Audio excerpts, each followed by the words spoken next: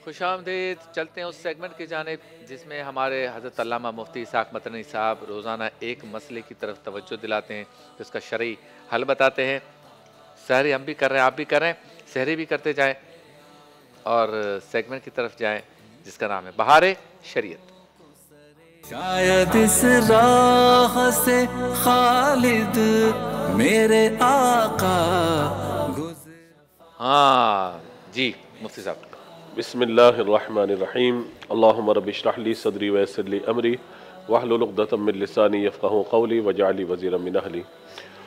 ہمارے یہاں والدین بعض اوقات یہ چاہتے ہیں کہ جب ان کی عمر زیادہ ہو جاتی ہے اور بچے جوان ہو جاتے ہیں، بڑے ہو جاتے ہیں، بچیوں کی شادیاں ہو جاتی ہیں، تو وہ یہ چاہتے ہیں کہ جو ان کی پراپرٹی ہے، جو مال ہے، وہ اپنی زندگی میں ہی اپنے بچوں کو تقسیم کر دے تاکہ ان سے دنیا کے جانے کے بعد کسی بھی قسم کا بہن بھائیوں کے اندر یا ان کی اولاد میں کوئی تنازع وغیرہ باقی نہ رہے. تو اب شرعاً اس کا کیا حکم ہے، اس کو ہم انشاءاللہ سمجھ لیتے ہیں. ایک تو صورت یہ ہوتی ہے کہ ماں باپ کی خواہش ہوتی ہے کہ زندگی میں تقسیم کر دیں. دوسرا یہ ہوتا ہے کہ بعض اوقات داماد کی طرف سے یا بیٹی کی طرف سے یا بہو یا بیٹے کی طرف سے یہ ڈیمانڈ آ رہی ہوتی ہے کہ بھئی جو آپ کے والد صاحب کی جائیداد ہے، مکان ہے، جو حصہ لیا جائے اور حصہ جو لے لیا جائے تاکہ وہ حصہ جو ہے وہ اچھے انداز سے ہم تک پہنچ جائے اور ہم اپنی زندگی کے معاملات جو ہے وہ بہتر طریقے سے جو گزار سکیں. تو آیا اولاد کا یہ تقاضا کرنا اپنے والدین سے کہ آپ ہمیں ہمارا حصہ دے دیں، یہ اس کی شرعی حیثیت کیا ہے؟ تو دونوں چیزیں میں انشاءاللہ ابھی آپ کی خدمت میں عرض کر دیتا ہوں. پہلی بات تو یہ ہے کہ کوئی شخص جب تک زندہ ہے اس کا مال وراثت نہیں بنتا. مال وراثت اسی وقت بنے گا جب کسی کا انتقال ہو جائے گا. زندگی میں جو مال ہے، مکان ہے، دکان ہے، کاروبار ہے، بزنس ہے، جو کچھ بھی ہے وہ اس کا اپنا ذاتی ہے. اگر اس کے اپنے نام ہے تو وہ مالک ہے، اگر اس کی بیوی کے نام ہے تو وہ اس کی مالکہ ہوگی، اولاد کے نام ہے یا اولاد بزنس کے لیے تو وہ ان کا ہوگا. زندگی میں ہر ایک کا اپنا ذاتی پیسہ ہوتا ہے، اپنی ذاتی پراپرٹی ہوتی ہے، اس میں کسی اور کا کوئی بھی حق نہیں ہوتا.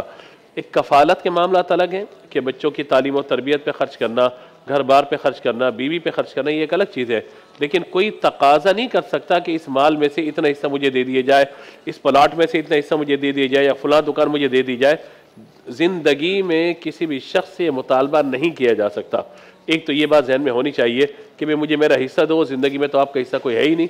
جب حصہ ہے ہی نہیں تو لہذا آپ اس کا تقاضا بھی نہیں کر سکتے.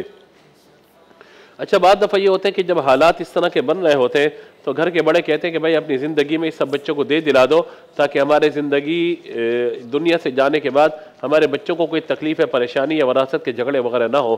تو اس صورت میں ہوتا یہ ہے کہ ایک تو وراثت کا معاملہ ہے، وَلِلذَّكَرِ مِثْلُ حَظِّ الْأُنثَيَيْنِ کے بعد انتقال جو بیٹا ہے اس کو 2 حصے ملتے ہیں اور بیٹی کو 1 حصہ ملتا ہے. لیکن زندگی میں حکم یہ ہوتا ہے کہ بیٹے اور بیٹیوں کو سب کو برابر تقسیم کرنا چاہیے. نبی پاک علیہ الصلوۃ والسلام کی خدمت میں سوال آیا تھا کہ اس کو زیادہ دینے کا، تو حضور نے منع فرمایا یہ ظلم ہوگا. زندگی میں اگر کسی کو دے رہے ہیں تو سب کو برابر تقسیم کیا جائے گا، اور یہ نہیں کہ فقط لکھے چلے جائیں گے بلکہ ان کی ملکیت کر دیا جائے گا. اگر کوئی دکان مکان دیا ہے تو ان کے حوالے کر دیا جائے، اب وہ اسے رکھیں بیچیں جو بھی کریں وہ ان کی اپنی مرضی پر ہوتا ہے. اسی طرح آخری بات ہم یہ بھی سمجھ لیں کہ والدین جب زندگی میں اپنی اولاد کو کچھ دے رہے ہیں تو یہ وراثت نہیں ہے بلکہ تحفے کی صورت ہے.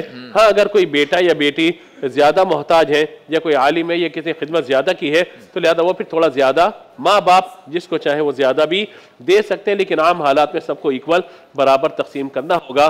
لہٰذا اپنے لیے بھی لازمی کچھ نہ کچھ بچا کے ضرور رکھیں، کیونکہ بعض اوقات جب اولاد اس سے لے لیتی ہے تو پھر اپنے ماں باپ کو اکیلا چھوڑ دیتی ہے.